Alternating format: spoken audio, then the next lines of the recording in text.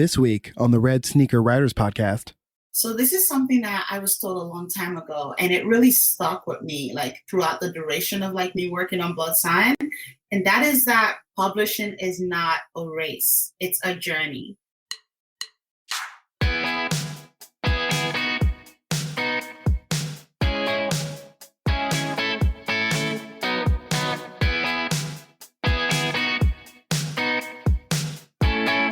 Welcome to the Red Sneaker Writers Podcast.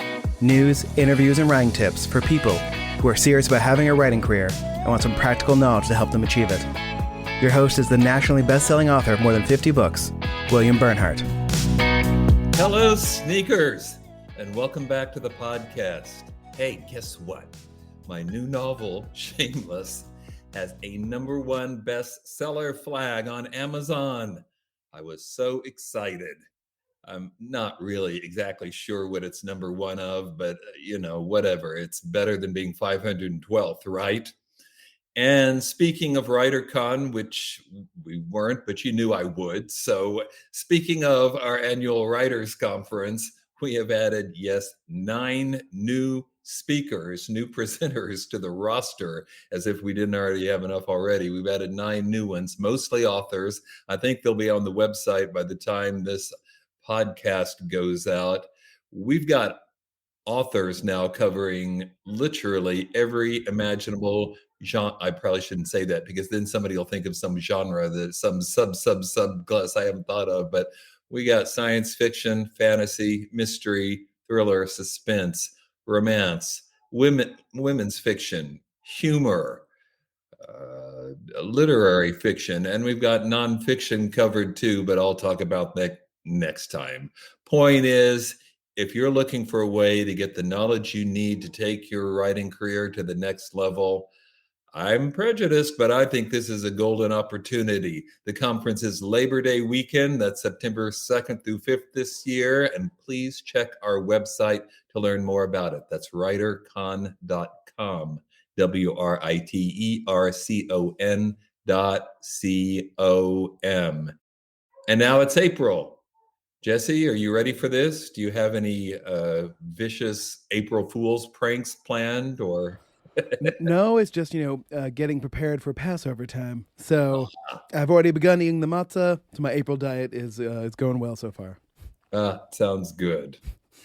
My special guest today is Deborah Falaye, a Nigerian-Canadian young adult author. She grew up in Lagos, Nigeria, where she spent her time devouring African literature, she says, and pestering her grandfather for folk tales. And she mentions tricking her grandfather into watching Passions every night. I kind of remember Passions. Jesse, you're usually my go-to science fiction fantasy guide. Do you even know what we're talking about here? I assume it's an old television show. If it's the one I think she's talking about, it's kind of a supernatural soap opera, kind of a dark shadows for the more modern era. But I'll let her talk about it. She may know more about it than me. Deborah's first novel is called Blood Scion, which some are calling Hunger Games meets Black Panther. Here's the tagline, what you read when you turn over the hardcover and read the back cover. It says, "This is what they deserve. They wanted me to be a monster. I will be the worst monster they ever created." Not bad, huh? Don't you want to read it already? Deborah is living the dream of many aspiring red sneaker writers, so I want to talk to her all about that experience. But first, the news.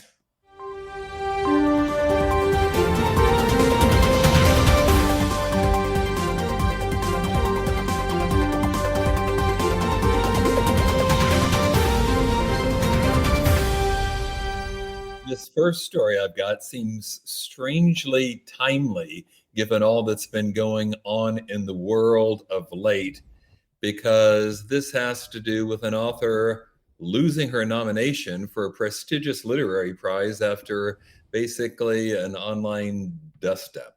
This is about Lauren the author of Leaving Isn't the Hardest Thing, which has been a New York Times bestseller on the nonfiction list. It's a collection of essays, but she recently lost her nomination for the Lambda Prize. Lambda, of course, being an organization in support of the LGBTQ community. The trouble began when the author started tweeting in defense of another author, a friend of hers, who has a forthcoming novel called The Men. The plot of The Men is that all people with a Y chromosome, what we have traditionally called male, but of course in these non-binary gender days, that's a little different. Anyway, everybody with a Y chromosome mysteriously disappears from the face of the earth. And it has attracted early criticism from the transgender community. Now, Jesse, I'm willing to bet, is thinking, this sounds a lot like Why the Last Man, the graphic novel series from Brian Vaughan, which became a one-season television series, and you would be right. But here's the difference. I read the original, graphic novels when they came out. I thought they were brilliant, and the plot was basically all men except one have disappeared. But when they did the television series, they modified that somewhat, acknowledging that there are some people out there, particularly in the trans community, who have Y chromosomes but are not, what we define as traditionally male, or consider themselves non-binary, or something along those lines. Anyway, so Lambda Literary, the LGBTQ organization, released a statement. It's not so much about the books as it is about her online behavior. And now I'm quoting, in a series of now deleted tweets, we've heard that a lot lately, haven't we? Now deleted tweets. It's like an indictment in and of itself. The author exhibited what we believe to be a troubling hostility towards transgender critics and trans allies, and used her substantial platform, due in part to her excellent book, to harmfully engage with readers and critics. As an LGBTQ organization, we cannot knowingly reward individuals who exhibit disdain and disrespect for the autonomy of an entire segment of the community we have committed ourselves to supporting. Well, is there anyone in the audience who isn't already thinking not only about this author, but of course about the Will Smith, Chris Rock dust up at the Oscars last weekend? The world is very concerned right now about how people resolve disputes, and whether violence or violent words or, I don't know. Jesse, what do you think about all this? I mean, the majority of the time when someone gets in trouble for just like a Twitter fight, I'm normally Right. like, listen, it's not a great venue for having discussion. Like, emotions get riled. I'm more about what people like do in their actual lives. Mm-hmm. On the other hand, if you are arguing with people who are arguing for more rights for people, like, you're usually gonna be wrong. So maybe take a step back in those situations. So I think it's fine for an organization who promotes what this organization does to do this. It is strange now that every conversation we've ever had with someone online could be used against us at one point. On the other hand, we should watch what we say, and especially these days. But they're basically taking. I mean, she'd already earned the nomination. They acknowledged that her book is excellent, but now they're withdrawing it. I inevitably I mentioned Will Smith because, of course, as I'm sure you know, many people thought that his Oscar should have been taken back or never given. And this morning we learned that he was actually asked to leave the ceremony but refused. Is this a different situation somehow? I think it's similar in the sense that it's about who has power and who doesn't. Right. And how people use that power. So, as a popular author, she used her Twitter power to argue with people who were probably just trying to point out that maybe she wasn't handling it as well as she could. Right. Well, and online dust-ups are pointless. You'll never persuade everyone, but you might really do damage to your careers, red sneaker writers. I mean, even J.K. Rowling, possibly the wealthiest author on the face of the earth, has suffered as a result of her. And every time I read one, whether you agree or you disagree, I just think, why speak? Why can't you keep your thoughts to yourself? It seems crazy. I would say like it didn't really it hurt her in the sense that people dislike her now, but she's still uber rich. So Yeah, if you have horrible things to say, wait until you're one of the richest people in the world. Wait until it just doesn't matter. Yes, and a friend of the pod, Sharon Jenkins, does point out things like this don't give people space for personal growth. So if you tell someone what they've done in the past was bad and don't give them the opportunity to fix it, then we are just saying that we all get judged for the worst thing we say or do. Right. That seems to way too often be true. All right, item number 2, quick story, and this is about Writer Beware, which I've mentioned on the podcast before. It's a great site that helps writers avoid scams and unethical actors in publishing, vanity presses, scam presses, and sadly, a lot of that still goes on even now in the internet age. Anyway, they're still alive and well, but they have moved to a new site. They've got a new domain, and now it's a WordPress-based site. All the old content and new is still there, and I recommend that Red Sneaker Writers put this on their frequently visited sites, especially if you're thinking about doing some kind of deal with some publisher you've never heard of before. Please visit this site first. It's writerbeware.blog, and I'll put that website in the show notes. All right, let's get on to the interview. I'm very anxious to talk to Deborah, or talk about her. That sounds like we're going to leave her off stage and just talk about her, doesn't it?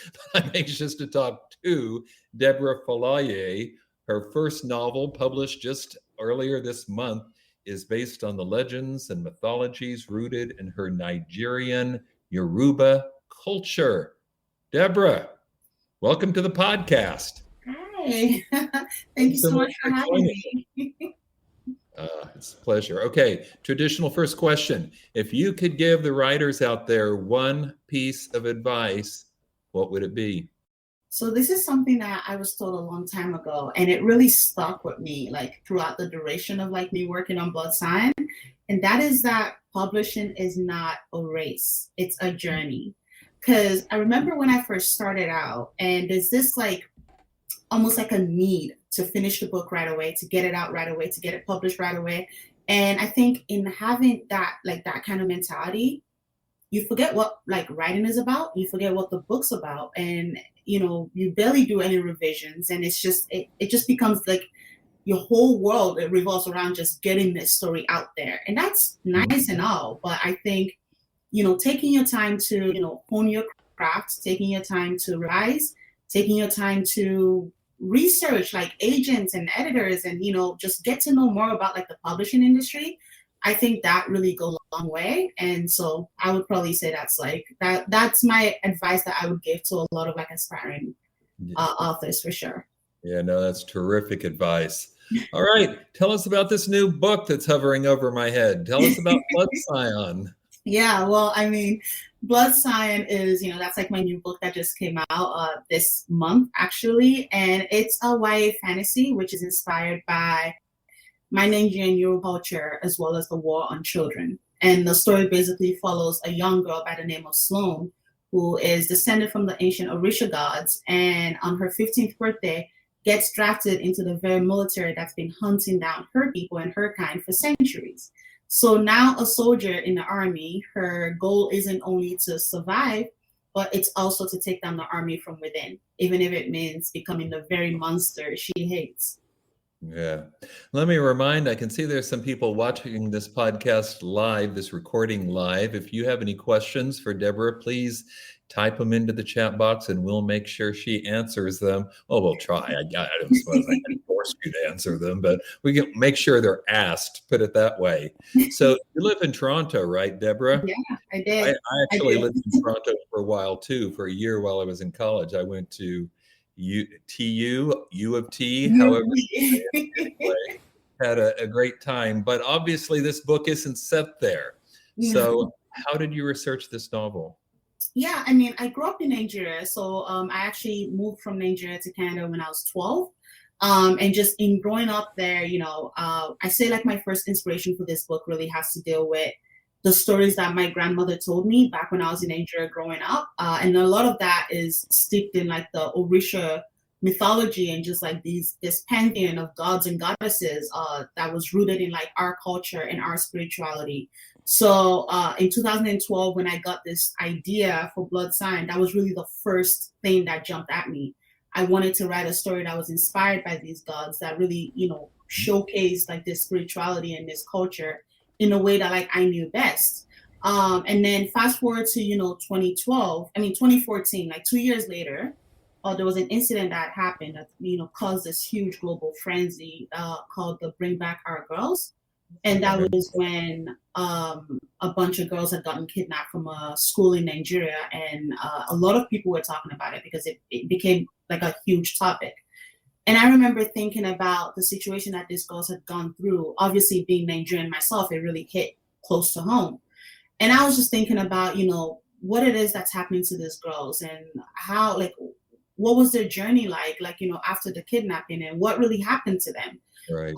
That sent me into this spiral of like doing this research on child soldiers and, just the war on children. And the more that I read, like that was like, those stories were really difficult for me. Like I had such a hard time with a lot of the things I read. And it was also around the same time when I was still trying to figure out Blood Sign.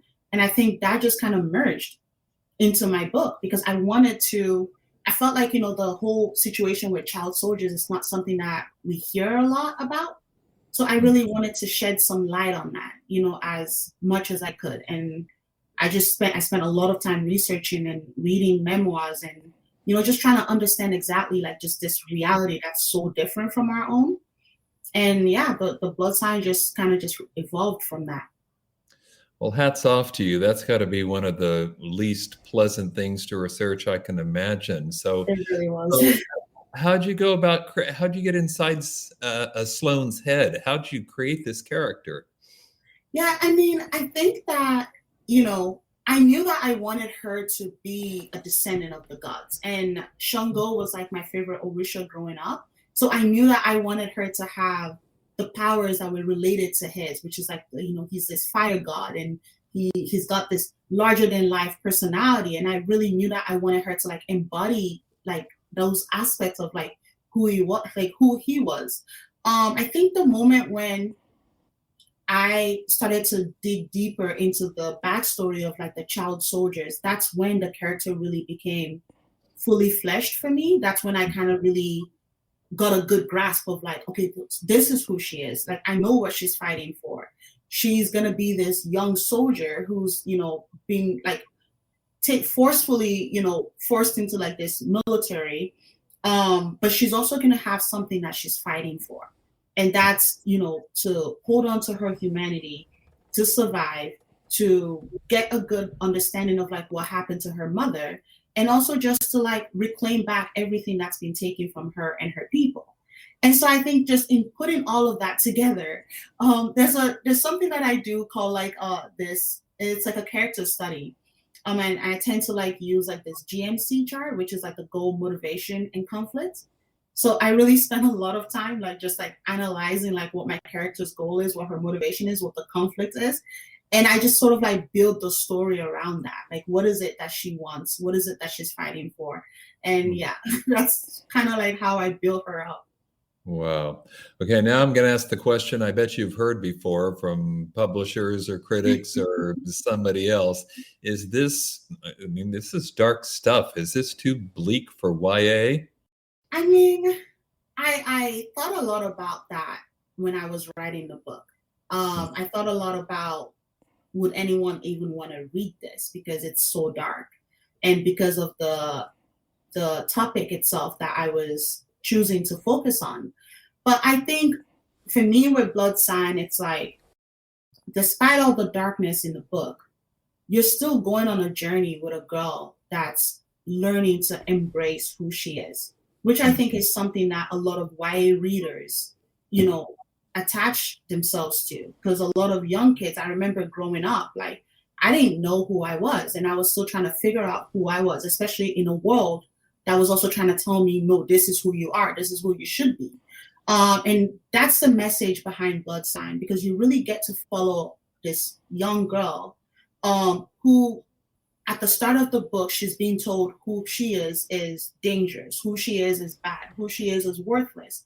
And you really get to see that journey as she go on this journey to embrace who she is, to realize that, you know what, the world is wrong about who I am. I'm not worthless. I'm not a bad person. Like I'm someone I'm someone who deserves to live, and I think that's such a strong message for a lot of YA readers to hold on to. And so I would say, yeah, there's a lot of darkness, there's a lot of brutality, but there's still a strong message behind the book. And it definitely has a tiny little bit of hope in the story. Right.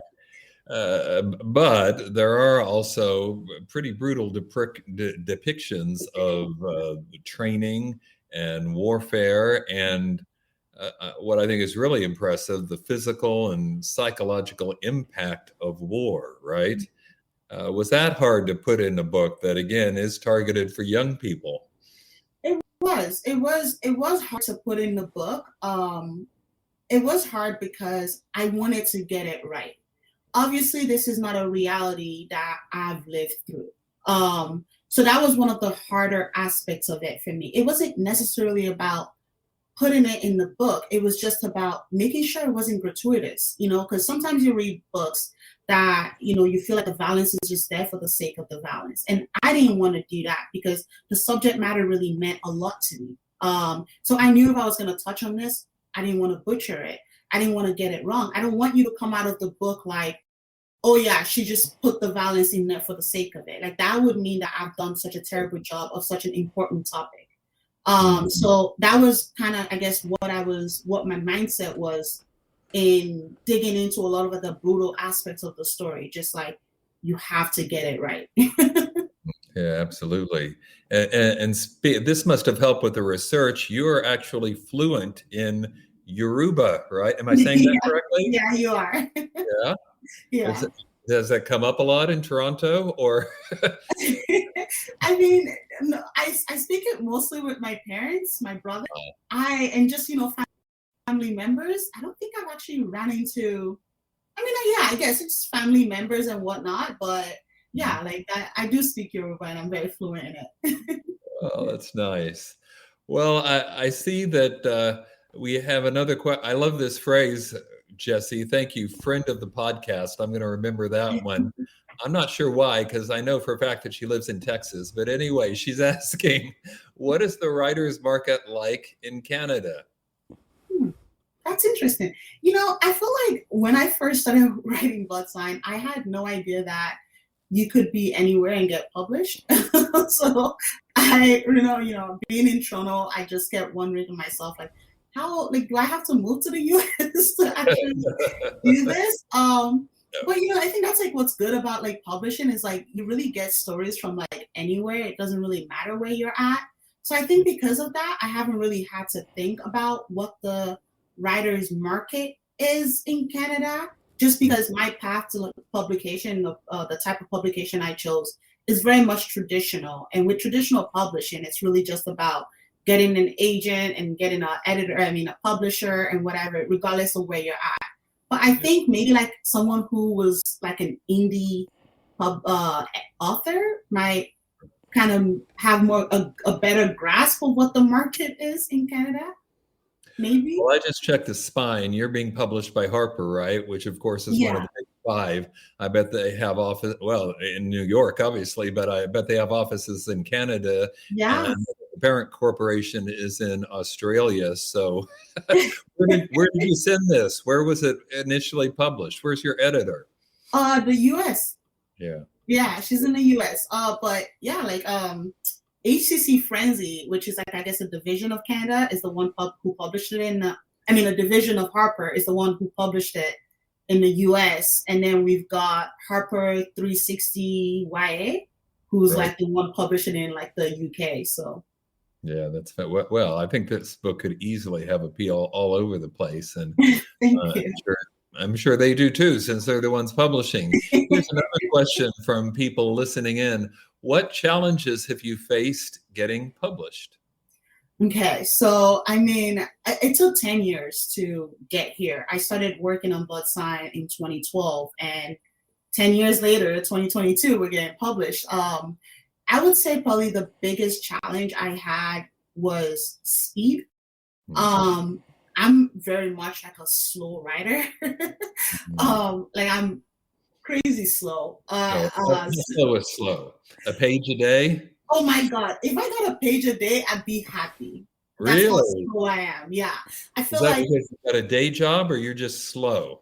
I'm just slow. I'm just slow. It's really weird. It took me a long time to get to a point of accepting that, because in the beginning, that used to be such a difficult thing for me. Like I thought, I can't do this because I'm slow. Like I can't do this because I'm a slow writer. Like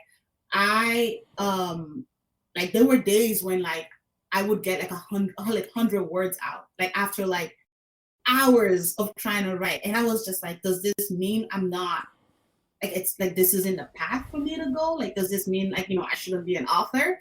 So it really took a long time to overcome that. And just like accept the fact that, everyone has their own process. People have ways that they write, and whatever works for you is what works for you. Right. One thing I've been told is that despite the slowness of like my writing, my drafts end up being, they're not bad. Like my first drafts are not bad. So I think maybe that's just the cause and effect of that, maybe. But yeah, that's definitely a challenge. That makes sense to me. Well, so what is your writing process then? Do you get up in the morning and go straight to it, or are you a night owl, or how much time do you spend, since you're making it sound like if you're not even doing one page, then that's like under 200 words a day. What's your writing process, Deborah? Oh my God, I spend hours of my day. Like I wake up and I just go, and then I break for like evening, and then once everyone's like asleep, I'm awake. So I'm not much of a morning person, but when I wake up, that's what I do. I eat my breakfast and I just get to writing. I try to put in like probably 8 to like 9 hours during the day. And then I'll put in like another 4 to 5 hours at night. So it's a crazy schedule, but it's what works for me. Huh? I'm sorry. Do you outline in advance? Are you a pantser or a planner? No, I'm a huge plotter. I have hundreds of pages of outlines. I outline a lot, and I feel like I've gotten to understand now that maybe that's probably why it takes me a long time, because my outlines are usually really fast. Like I write my outlines really, really fast. And I think by the time I'm ready to start writing, I know the story really, really well. I understand the characters. I know the plot. I know everything about what I'm doing. And I think that's maybe why, like where the slow thing comes from, because now I'm drafting and I'm just kind of like, well, I'm not really figuring it out anymore. I'm just now writing the story. So I spend a lot of time on like my sentences and my paragraphs. Well, it's a bit chaotic. That makes for good writing, though. Well, I'll ask later about your future plans. But anyway, I see another question in the chat box. Did you experience writer's block? Oh, I do. I do so much, and I still do. One thing I carried with me throughout the 10 years of writing Scion was doubt. I am someone who, and I'm still learning to like let it go and just be like, this is like not like imposter syndrome is, I guess, is what we call it. Like it's okay, like you actually did it and you can keep doing it, but there's that doubt of like not feeling like you're good enough, or your words are good enough, or the things or your story is good enough. I remember with Scion, like I just kept telling myself like, this is not good. This is not good. And I would just keep tossing drafts, like, and just keep throwing the stories away, because when I read them, it just wasn't clicking in my head that this was a good story. And I guess that's really what, for me, like what my version of like writer's block is. Because when I fall into those doubts, then it's really hard for me to break into my story in the way that I want to. It's hard for me to keep writing. I could sit on like a page like for a week and just keep thinking to myself, no. And I find that what really helps me is to take a break from it. And then I start reading. I pick up a book and I start reading. And I read these books and I'm like, I can write these sentences too. And I think but yeah. that switches that brain, like that thing in my brain where it's just like, yes, you can write these sentences, so go do it. That makes a lot of sense. Yeah, that's terrific. So you said you're an outliner, a planner, a plotter, that's with a T, not a D. Do you have any strategies or approaches for, holding on to the reader's interest? Not that I think anyone is likely to get bored with your book, but just in general, how do you keep the readers engaged? Yeah. So what my version, like the way I tend to outline my books is I really break it down into the structural outlines, which is, and I use like the 4-act structure, which is, 4. So you have like, like the act 1, which is like the beginning of the story and, whatever. But then I break down my act 2. You know how usually you have the traditional like 3 acts? Yeah. I break down my act 2 into 2. So I have like one half of my act 2, which focuses on like, a new goal that the character is now like, she now has to like deal with, or she now has to like overcome. And then there's my midpoint right there. And then I switch from that because I'm now at the midpoint. It's like now she's probably discovered something, right? And so now it's like whatever she's discovered is now going to propel her into the second half of like my act 2. And then you get like the traditional ending with the climax and whatever. But that's really how I structure my outlines. Like everything is just like broken down into acts. And I just try to put a lot of like the plot, the motivation, the conflict into each act. Fantastic. All right, another question. How did you determine your target audience? I mean, I've always read YA. So for me, I've always thought that I was gonna write in YA. Obviously with Blood Sign, it's a bit tricky, right? Because like you said, the book is pretty dark. So you kind of have to think to yourself, like, could this work in the adult space? And probably, maybe it could. But I think because of the theme in the book and what the character's journey was, that really helped solidify for me that this is YA, Sure. All right, one more question from the chat box. What advice do you have for new writers? I mean, other than other than that one, I would say maybe read a lot. One thing that's really helped me, and I know a lot of people say this, but it really is true, is pick up books that you love and just read. Again, like I said, like when I'm kind of dealing with writer's block, I take a step back, I pick up a book, I start reading, and not only does that motivate you because you're reading the stories and you're like, I can do the same thing, but for me, I call it like just filling up your word well, in a sense. It's like, you read and these words, like they're in your mind, the way like other authors have constructed like sentences or, the turns of phrases that they've used. Like, I remember when I first started out in 2012, and I have like a folder of this that I just found recently, and I was reading and I was like, wow, like look how far you've come. But I would write sentences or like little phrases that I read in books, and I would put them in like a Microsoft Word. And I had like 10, 20 pages of just these phrases. And I also write where those books come from, like where those phrases came from, like where I got them from in like all these different books. And then every night I would read those phrases to myself. I just read it because I love this. And I try to analyze in my head, like, why do I love this? Why does this work? And I mean, it worked for me because I didn't know how to write when I first started Blood Sign. You taught yourself, right? Yeah. Give time. Yeah. Oh man, I believe that. Like one page at a time, one word at a time, one chapter at a time. That's what first books do, I think. You can do exercises and take classes, but It's that first book when you learn how to read, and probably when you got your first edit back from your editor at HarperCollins, Yeah. you really learned how to write. Am I Yeah. correct? Yeah.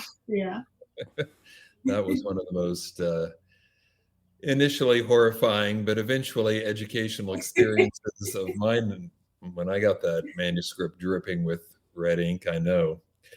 Well, now that this book is behind you, and I assume that you're planning something else, what themes do you think you were playing with in this book? Or are there things that you're maybe not even conscious of as you wrote it that are clear to you now? What talk about it thematically, if you can. Yeah, I mean, I think one of the biggest things that came to me after I wrote, like, I think I was on my second draft, when I realized, I'm like, this book is actually dealing with colonization. Interesting enough, like, it's right there, but I didn't see it with the first draft or the second draft. And I credit this book called Things Fall Apart by Chinua Achebe, which is the first book I read back in Nigeria when I was a little kid, and I didn't understand what it was that this book was even trying to say, but I just knew I loved it so much. And then when I was in high school, I picked it up again and I read it because I had to write a paper on it, and it stuck with me.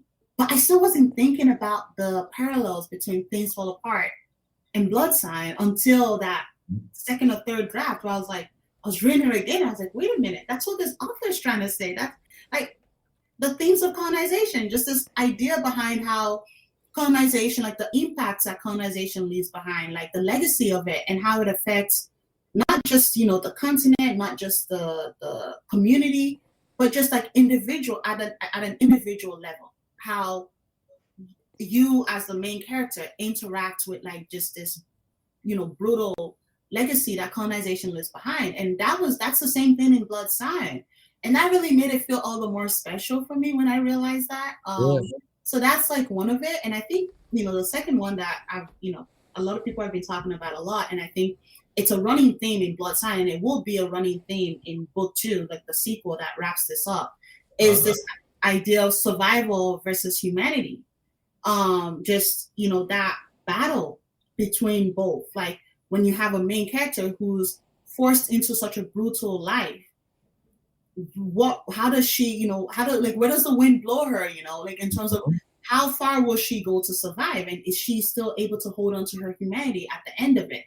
I think Blood Sign, for me, I really want to answer that with this series. So that's definitely like a running theme with book. That's going to be in book 2 too.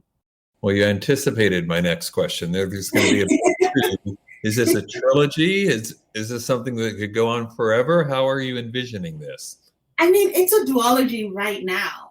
The world is really big, and I would definitely, obviously, love to play in this world with more stories in the future. Hopefully, we'll see. But right now, it is definitely a duology. So the book 2 wraps it up. 2 books under contract? Yeah. And then what? I don't know. That's not really a question. I don't know. Deborah, it's been a delight. Thanks so much for being on this podcast. Thank you so much. Thank you so much for having me. This was great. Thank you. Bye-bye. All right, everybody. Let me just say a few parting words. As I mentioned before, our annual writers conference, WriterCon, will have authors, agents, editors, publishers, book marketers, author assistants. Did I miss something? If I did, they're probably going to be there anyway. We've got over 70 sessions, over 50 speakers, chances for you to meet people who share your dreams, your goals, and know something about how to achieve them. You can network, you can get the connections and knowledge you need to build your career or expand your career. And right now, you could take advantage of the early bird price, but we are getting very close to the deadline for that, so the cutoff date. So if you think you might be interested, please visit the website.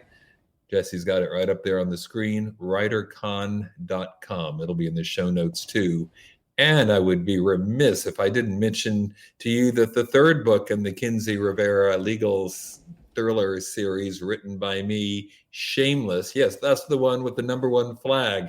It is now on sale.